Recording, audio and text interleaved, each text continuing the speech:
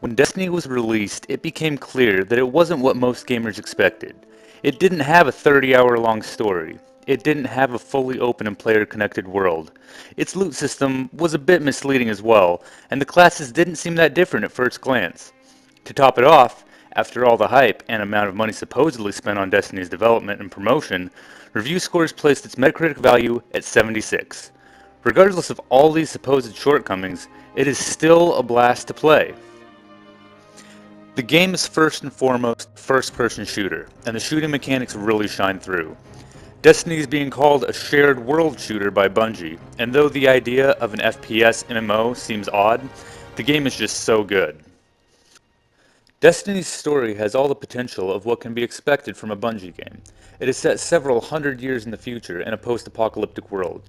There's something called the Traveler, and something about being the last city on Earth, and, well, that's about all the game will really tell you. Sadly, to really understand the best parts of the story, you have to unlock Grimoire cards through the different things that you do in the game and read those.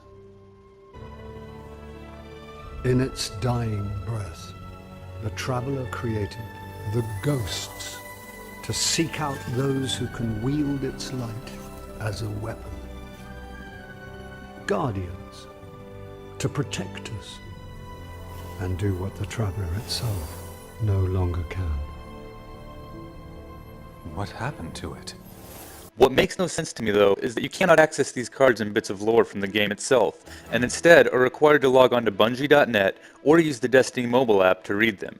That's all fine and good for someone like me who wants to soak up every bit of lore, but the average gamer won't go out of their way to read these and will be stuck with the feeling that Destiny doesn't really have that much of a story. There is so much potential on the premise and the idea of the Traveler. I hope that in future DLC, the story can be brought forward better. Sadly, as the game is now, throughout the story missions you don't end up doing too many events that feel significant in this struggle for survival. The game is obviously setting up for more expansions and a sequel, but I feel like there were only 2 story missions that made me feel like I had done something towards helping the Traveler. One moment was on the moon, which is the second area that you can unlock, and the other moment was the final story mission on Mars. There was about 2 hours of gameplay in between that I felt like I was just listening to my ghost telling me where to go and what to do. The DLC missions changed things up a little bit by having someone else tell me where to go and why I was doing it, but again, I didn't feel like anything I was doing was helping the Traveler all that much. The good news though is that Bungie does plan on continuing support for Destiny into the foreseeable future, to include more DLC, and there have been multiple improvements implemented to make the gameplay smoother and be an all-around better experience. The story missions are only one piece of the puzzle though. The strike missions you can do add a slightly bigger challenge to what you can find in the story missions, and then you have Destiny's raids. Without purchasing the DLC, you'll have access only to the Vault of Glass, which is one of the more challenging and better parts of the game that you can run through with 5 of your friends. If you own the DLC, you'll also have access to Crota's End, which is a brutal experience that requires a good team working well together. Both raids are a testament to Bungie's amazing level and boss design. On the flip side of Destiny is the Crucible, the PvP arena. There are various game modes as you'd expect, and it can be a nice break from the story or strikes. The Crucible is quick, relentless, and a heck of a lot of fun. The reward system for the Crucible doesn't seem to make much sense though. I've gone into matches where I've been the top player and gotten nothing as reward, and then played games where I did horrible and got a legendary weapon or piece of armor. I don't know if a patch is planned to fix this in the future, or if it is completely random, but I suppose only time will tell. A few quick qualms with the game itself include the lack of matchmaking on certain missions, most notably the weekly strike, weekly nightfall strike, and of course both raids.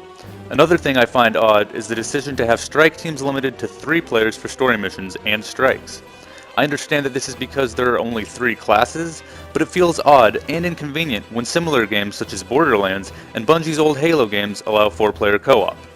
Next, the inability to hold private Crucible matches is disappointing, but not in any way a game breaker. The one thing that irks me the most about this game though is that you cannot trade or give items to other players, at all. Why this decision was made is beyond me, and I hope to see it patched in the near future. If I own a handful of exotic weapons and a bunch of legendary weapons, I should be able to lend them to my teammates so that we'll be better equipped to take on tougher challenges. At most, I can put my spare weapons in my vault and transfer them between my 3 characters, which is nice, but it doesn't help anyone other than me. As an added bonus, if you own both a PS4 and PS Vita, Bungie has created a custom control scheme for use in remote play. I can attest to just how well this works, and have completed large portions of the game and the Vault of Glass raid while using remote play. All gripes aside, I give Destiny an 8.5 out of 10. Destiny is a great game that I just can't put down, and regardless of what negative things people may have said about the game, it will only get better with time and additional content. For more on Destiny and all your gaming news, this has been Kyle Waite with Phoenix Overdrive.